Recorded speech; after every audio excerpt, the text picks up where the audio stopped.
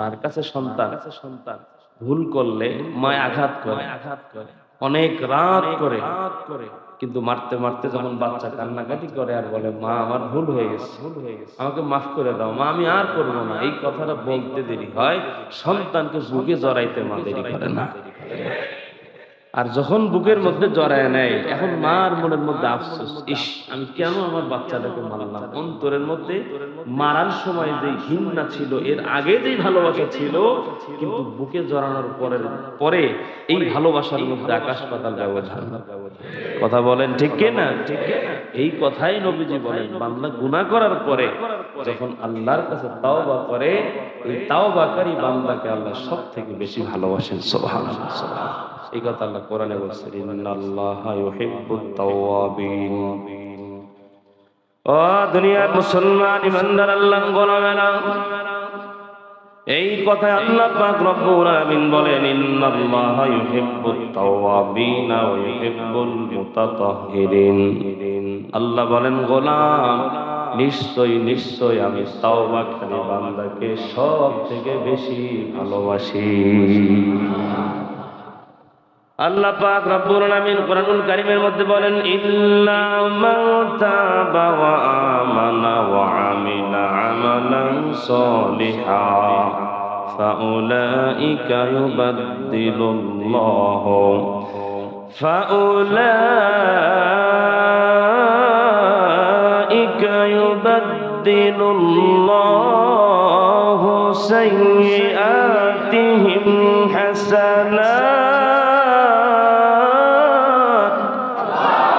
আল্লাহ পাক রব্বুল আলামিন বলেন, যেই বান্দা তাওবা করে, কি করে? যেই বান্দা তাওবা ইস্তিগফার করে, এরপর আল্লাহ পাক রব্বুল আলামিন বলেন, ওয়া আমানা, ঈমানকে সে মজবুত করে, ওয়া আমিলা আমালান সলিহা, এবং বান্দা নেক কাজ করে। কথা কয়টা? এক নাম্বার, যেই বান্দা তাওবা ইস্তিগফার করে।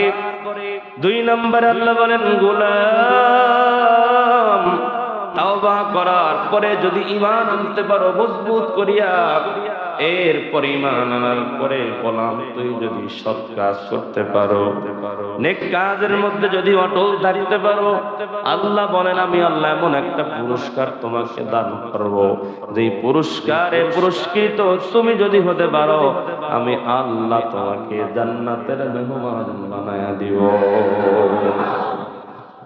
কি পুরস্কার? আল্লাহ পাক রব্বুল আলামিন বলেন, ফাউলাইকা ইউবাদদিলুল্লাহু সাইয়্যাতিহিম হাসানাত।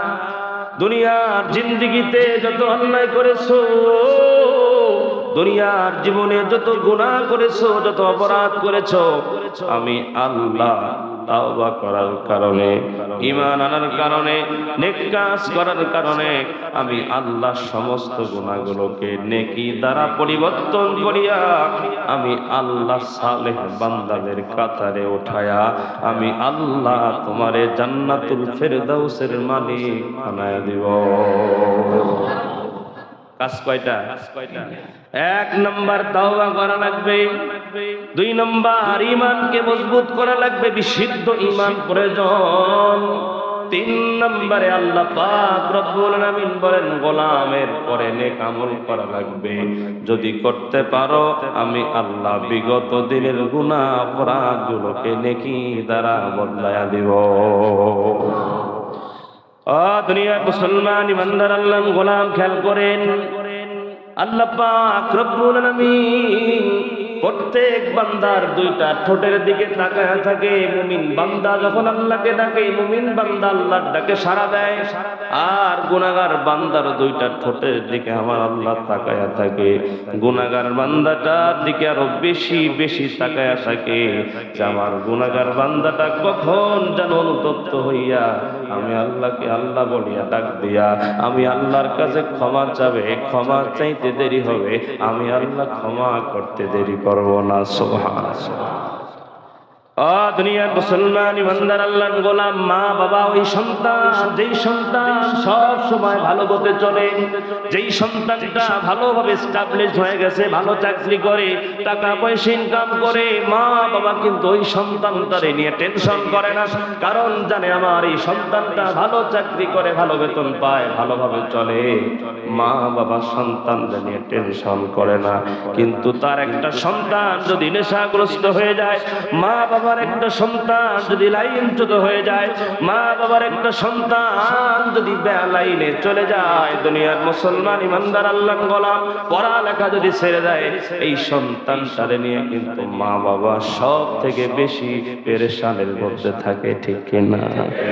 ঠিক তদ্রূপ ভাবে আমার আল্লাহ বলে, গোলাম তোর প্রতি তোর মা তোর বাবার যতটুকু দয়া, যতটুকু মায়ের গোলাম, তোর মা বাবার থেকেও আমি আল্লাহর কুদরতি দিলে তোর মধ্যে মায়া, মায়া মমতা লক্ষ কোটি গুণ বেশি। জোরে কন্যা সুবহানাল্লাহ।